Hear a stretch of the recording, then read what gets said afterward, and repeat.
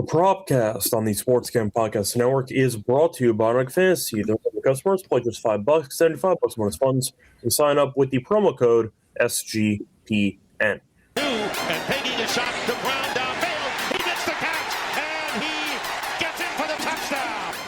The catch is made by Calvin Ridley.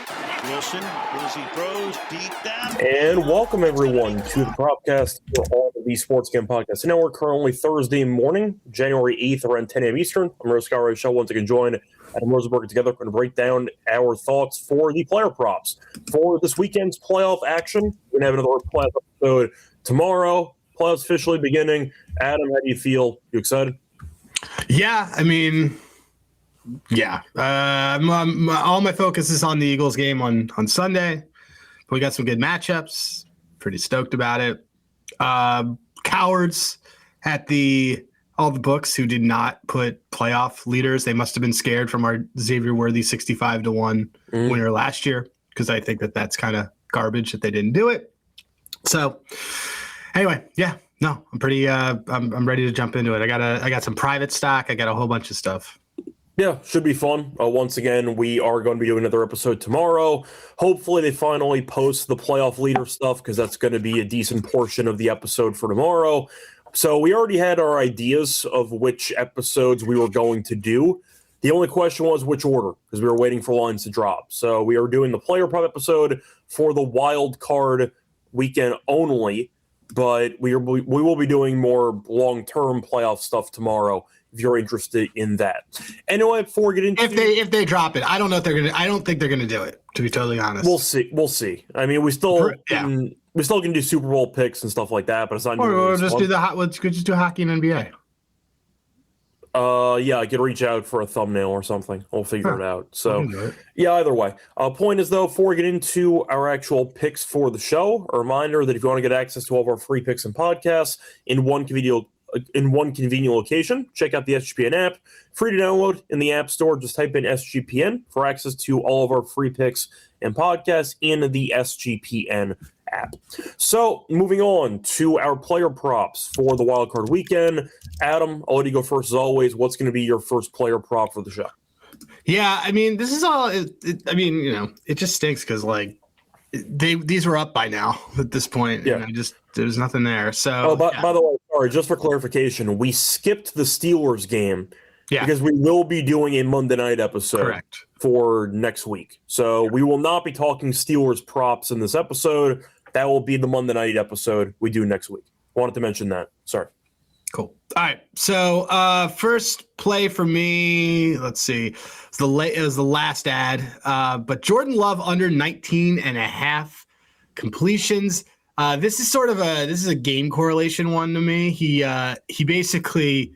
Well, there's a couple ways I think that it gets there, to be completely fair. So, if he wins a game, this never goes over. This is really game scripted to when he's losing and he has to come from behind, and he has a lot more of these short completions. But most importantly, I think that with the weather and just with it being a playoff thing, third time seeing these teams, there's a lot of ways that it gets there either way. Could be a step up on Bears defense. Way. So he's under it in 6 of 10 for this entire season. He only went over this 5 times. He's gone over this all 4 meetings against the Bears. So again, for me, I think the Packers win this game. So for me, that's kind of where I'm basing a lot of the cap off of, and it's where I'm getting a lot of the correlation, because this is a 98% hit rate when he is when he wins a game. He sails under. I think the average is like 28. Average is like 14 or 15 because they'll lean on the running game. I think with Josh Jacobs also having a week off and then resting some guys, I think that this was kind of they're going to do some things on the run and kind of hit the Bears in between tackles. So let's go with Jordan Love under 19.5 completions, and the price is -105. Okay, cool. Moving on to my first play. I'm going to go with the Rams game, and I am going to go with Kobe Parkinson. I'll go with his over 18.5 receiving yards at -114. He's been really consistent. He's had at least 21 receiving yards in 7 straight games. The Panthers also not very good against tight ends, as they're allowing the 8th most receiving yards per game to tight ends this season. And the Panthers 2 weeks ago gave up 40-plus to Barner last week in what turned out to not be a must-win game, but it still felt like it at the time. Cade Otton had a casual 94 receiving yards. So the Panthers have really not been good against tight ends lately. If Otton's giving, once again, an elite performance with 94 yards, I question your entire matchup process against tight ends. Parkinson's been solid. We don't need many yards. Ferguson might not play, so he might get even more usage in this game. But 18.5 yards is kind of nothing for Parkinson, who's gone over in 7 straight, and he has a good matchup against Carolina. Give me Parkinson over 18.5 receiving yards at -114. So he's been on your card many times. Yes, he has. I mean, I think that he's not amazing, but he's sturdy. And against the Carolina defense that has not been good against tight ends, especially lately, I think that 18.5 is too short. So I'll go for the over on that. Moving on to your second prop for Wildcard Weekend. What do you like? So my second prop for the weekend, this one was just kind of this jumped out at me last night, and I texted you right away. But Bryce Young, interceptions only -109. Well, it is pretty funny objectively that the road team's favored by like 10 points. But yeah, I mean, the era of 7 seeds. So, yeah, this happens. Look, Rams have forced 10 turnovers since week 11, which is tops in the league, and they're getting Quentin Lake back. So, any ways that you really want to cut it, I just think that this is probably I'm just pulling up the stat. I think this is probably a good one to take a look at. Bryce Young has interceptions in, let me just go to it. It jumped to me. He has interceptions in his last 2 games. He has interceptions in 5 of his last 10 in home games. He had them in, again, 5 of his last 10, 4 of his last 6. And then he didn't throw one against the Rams when they when they beat them in that game. But I expect him to have to be throwing a bit, especially with the game script of hey, you're a 10-point home dog.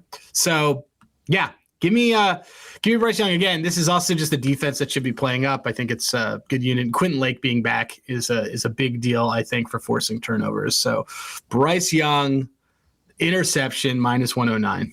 Well, I think Tampa showed a blueprint last week. Just stop the ground game and force Young to throw the ball 30, 40 times, and you're going to win the game. Yep. So I just think it's a crazy price, given that he's when he does do it, he's going to do it, and if he has to throw it a bunch, that's a volume. Yeah, there you go. Before we get into the rest of our props for the show, a reminder they're brought to you by our sponsor, Kalshi. So if you want to check out real money prediction markets available in every single state, check out Kalshi. Trade a ton of markets in sports, including the NFL, college football, college basketball, NBA, NHL, and more. Plus, they also let you bet on props or trade props, like first touchdowns. Besides sports, they have a ton of markets, including politics, entertainment, and even weather. And a reminder that if you do sign up for Kalshi and you're new, get $20 if you use our code SGPN at sign up. That's Kalshi, KALSHI, promo code SGPN for a free $20 at sign up. We're also brought to you by Underdog Fantasy. So if you like pick'em entries, chance to win 5,000 times your entry. We'll give out an Underdog entry later on in the show. Underdog does have you covered this holiday season with Underdog Unwrapped. And a reminder, you can also get a ton of promos all throughout the holidays. Also, check out the new offer for new customers. Play just $5. You save you $5 bonus funds when you sign up with the promo code SGPN. Welcome back, everyone, to the Propcast. Finish going through our first call props for the show. Time to move on into my second play. So for this one, I'm going to go to the Chargers game against the Patriots. Give me Justin Herbert interception at -120. Herbert has been pretty turnover prone so far this season. He's had at least 1 interception in 11 of his last 14 games. Also, he does play indoors most of the time. The outdoor games this season have been really turnover prone. He's had 5 picks in 5 outdoor games this season. Now he's playing in the cold in Foxborough. Not a great spot for a California team that plays indoor, traveling East Coast in the middle of winter. Think it's going to be a problem, but the point is 5 picks in 5 outdoor games does cause a bit of concern for me with Herbert's adjustments to the outside or to outdoors in general. Plus, in the playoffs, Herbert has been turnover prone as well. He's thrown 4 picks in 2 career postseason starts. So simply put, I do think that this price is pretty cheap. We know the Chargers can't block anybody, and I do think that Herbert might force up a bad throw. But minus 120 for a guy with 1 pick, at least 1 pick in 11 of his last 14, and a guy that's had some pretty bad playoff numbers, I think is a good number or good price. Give me Herbert interception at minus 120. So there you go. No. I like it. I dig on it. I think Herbert's going to be thrown in a bunch, so I totally like it. Cool. Moving on to your third prop. What do you like? My third one, let's see. Which one do I want to give you guys? Okay. I will go with that same game. Ladd McConkey, 40 receiving yards, minus 114. So he had like 200 last year, overwhelmingly led in wild card weekend. Obviously, they did not win, but that was kind of important. But he was he's pretty elite in prime time, and that's sort of where this stood out. Let me pull it up. Receiving. All right, let's go. Longest reception, receiving yards. Okay, so check this out. In prime, so he hasn't really done. He had 43 against Dallas, but he hasn't really done a lot the last few weeks. Okay. But in prime time, which is to say very firmly every definition primetime game, he's averaging like 70 yards in 1, 2, 3, 4, 5, 6, 7, 8 primetime games. So he didn't do anything against the Eagles, but I don't think that this Pats defense is as good as that Eagles defense, so I'm not worried about it. But 46, 123, 83, 87, 74, 48, 88, 107. Look, he was kind of the guy last year, and I just think that he's going to get a bunch of targets. I think that this is kind of the type of situation, sort of game script proof in it. He's either going to use him to move the ball because the Pats don't have really good linebackers, or they are from behind and you kind of let Ladd cook. But I like this a lot. It's a pretty low number for him. And like we saw last year, he kind of had a pretty solid blow-up game in the playoffs. It's not unheard of for this to happen again. So give me Ladd at 42 yards. And when I'm looking at, I looked at on the Patriots, I just looked at who were the guys that kind of have gone over their line against them. Like Hopkins had 41, like Shakir had 65. A lot of these guys who hang out, Wandell at 34, Yoshivas at 61. A lot of these guys that hang out and do damage within the middle of the field and then it kind of take those underneath throws really killed this team. So I think Ladd at 40 plus receiving yards is a solid bet there. Well, I was going to say we're under the impression Gonzalez is going to be guarding Johnston. Maybe. I don't know. Maybe. I mean, I think they might do a pseudo zone on some of that stuff. I mean, that's it. Probably. I would probably guess because that. I know McConkey can operate a lot in the slot. He can operate a lot. And yeah. I am just wondering if they're just going to throw him on Johnston and go from there. Probably. I mean, he's not Gonzo won't be on Ladd. That's for sure. Because that's what I'm saying. He'll be for sure on the outside. So yeah, I like that. Cool. So I'm going to stay in the same game, actually. I see Joe mentioning it might be tricky picking which wide receiver is going to get the ball with Herbert. I got another receiver. I am going to go with Trey Harris. I'm going to go with his over 15.5 receiving yards at minus 110. Most books had around 16.5, but I did find, I think it was Bet Rivers that had 15.5. So Harris has had at least 18 receiving yards in 5 of his last 6. He's been targeted a bunch. He's been targeted at least 5 times in 3 of the last 4 games. I understand that it's playoff time, so you might see a bit more Keenan, and we know Ladd and Johnson will be on the field, but Harris has become a pretty reliable target for Herbert, and it does feel like he targets him a lot, as I just mentioned a second ago. But 15.5 is kind of nothing. We think that it's going to be a decent game script where the Chargers might have to throw the ball a decent amount. But either way, I do think that Harris, based on the recent numbers, he has gone over in 5 of the last 6. 15.5 just feels very short for a guy who has been a pretty solid, I don't know if security option or like safety blanket's the right term, but it does feel like Herbert trusts him because he throws him the ball a couple of times per game. I think 15.5 is pretty low. Might be one catch, honestly, if he catches it somewhat down the field. Good enough for me. Give me Trey Harris over 15.5 receiving yards at -115. Nope. I mean, it's good. I think you can throw on this. You can do a lot of stuff on this Pats team, and I think that there's probably going to run a solid amount of play action too. So I like Trey Harris for that kind of thing. What's his longest? I actually looked that up last night. I'm trying to remember what the number was. Let me quickly pull that up. I want to say it was around 12.5, but I just want to confirm that. I want to say 12.5. I know his receptions over 1.5 is -170, so that's also part of it. If you're picking to get 2 catches. Yeah, one of the things I like about both of our guys is that it's 11. It's 11.5, by the way. I see a 10.5 on DraftKings for longest. If you want to do that instead. I would do yours. I like your what was it, 15.5, 14.5, you said? Mine was 15.5. Yeah, his receptions over 1.5 is like -170. So give me 8 yards of reception and call it a day. Well, he's also since week 13, so third and fourth down targets share. Mm-hmm. Keenan Allen's obviously the highest at 27%, but then Ladd's 19 and then Harris is 18. Those are the two guys. So I think that you and I both have the same kind of angle with some of this, which is if Keenan Allen Gonzo may travel with Keenan. I don't know. Maybe we'll see. He might. They use him also as a pseudo under guy. But anyway, I like the play. He's also run in terms of target share. He's got the third most target share on the team. I think it's good. I think it's solid. Yeah. Well, you mentioned Gonzo and how he might travel with, and also his ADOT's 11.5. So I'll tell you right now, if Gonzo's traveling or ends up guarding Trey Harris, that's a win for the Chargers. No, I meant he's going to probably travel with. If he travels with anybody, it'd be Keenan. No, I know. Because Keenan's who runs in motion. I understand. I'm saying in general because we know Gonzo is definitely better than Trey Harris. You'd rather automatically have him on either Ladd or Johnston or any of the other guys. So he also since week 11, let's kind of move it back.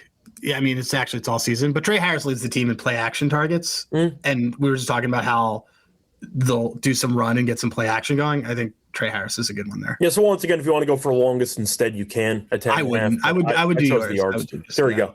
Anyway, time for miscellaneous. Adam, what are some props that you still liked but did not make the final cut? So other things that are on my card. So we got that Ladd, Bryce, and Love are our show plays. And then Caleb Williams over 1.5 passing TDs at +114. I just find it hard to believe that they're gonna the run game has kind of fallen off. I do think this is gonna be a competitive game. Well, every Bears game is, so right. But plus money for him to have 2. He's been pretty solid on that, across the board, and he wants to throw it and do that. So is Ben Johnson too. So I think that's going to be something that they try to do. So plus money for him to have 2 passing TDs. I like that a lot. Austin Hooper is a play that I saw that was on Rhythm too that I really liked. Austin Hooper, 10 plus receiving yards. He usually gets 2 or 3 targets and he's kind of that he gets a first down out of it. I think that this is a solid one.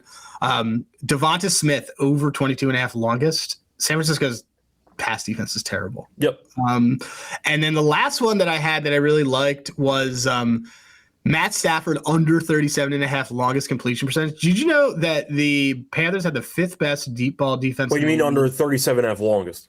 Yeah. You said completion percentage. Longest completion. Okay. Panthers had the 5th best deep ball defense in the league.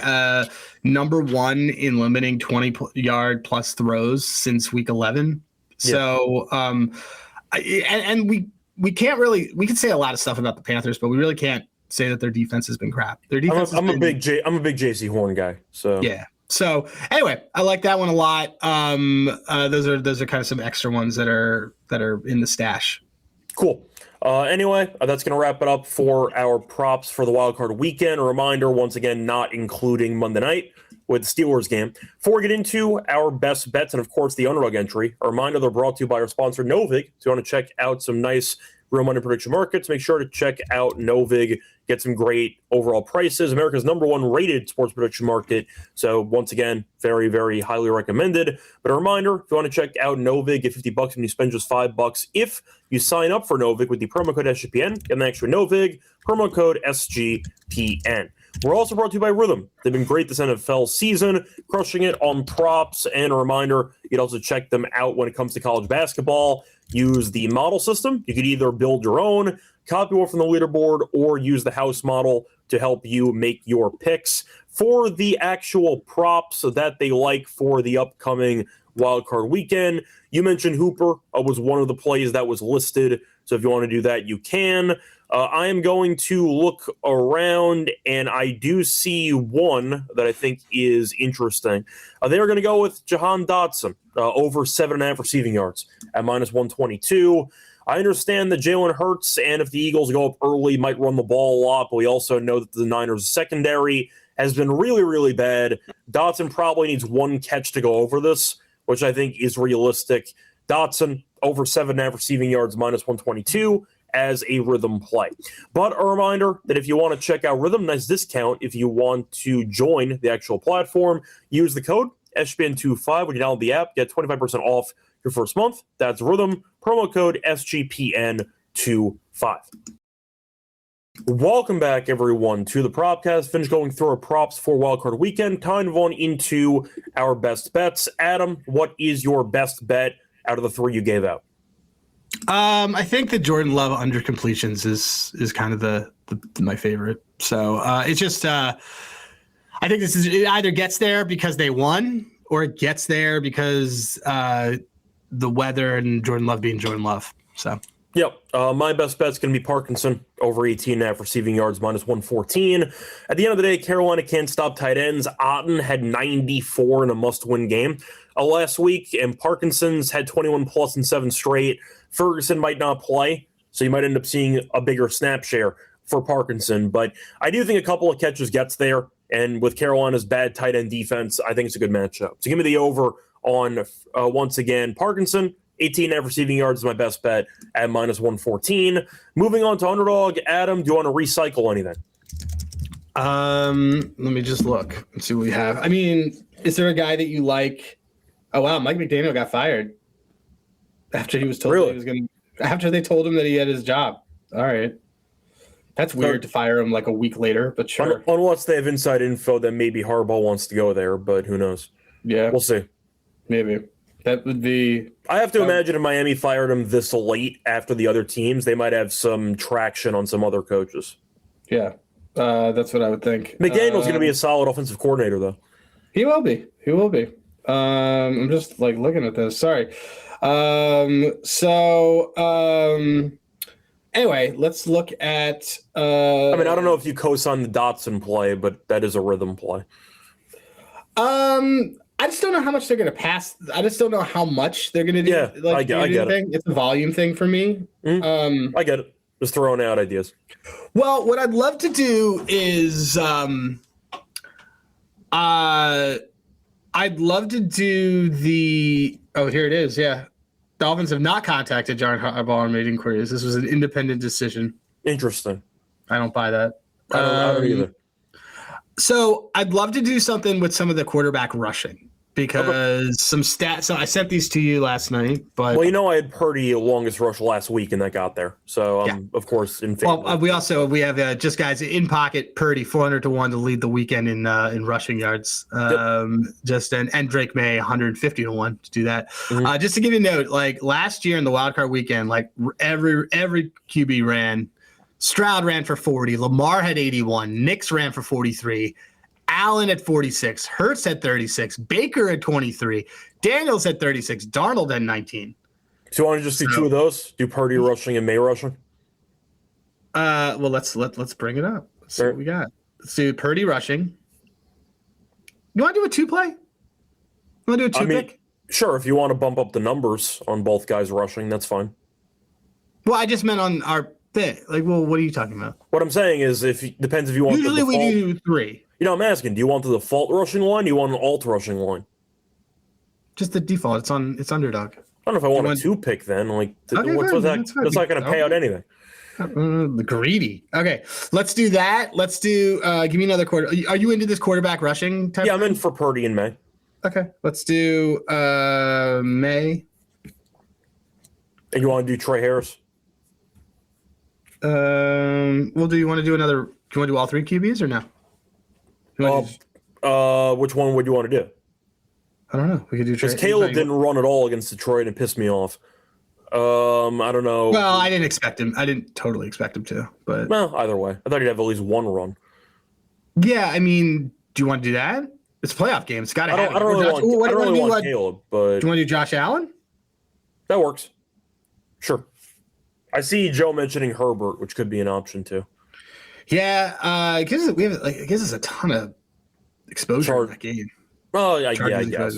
Well, it would be. It would be like 3 things of exposure. At 4 if you count this May thing too. So it's a lot of exposure in that game. I think you want to just pivot to like Herbert interception or something.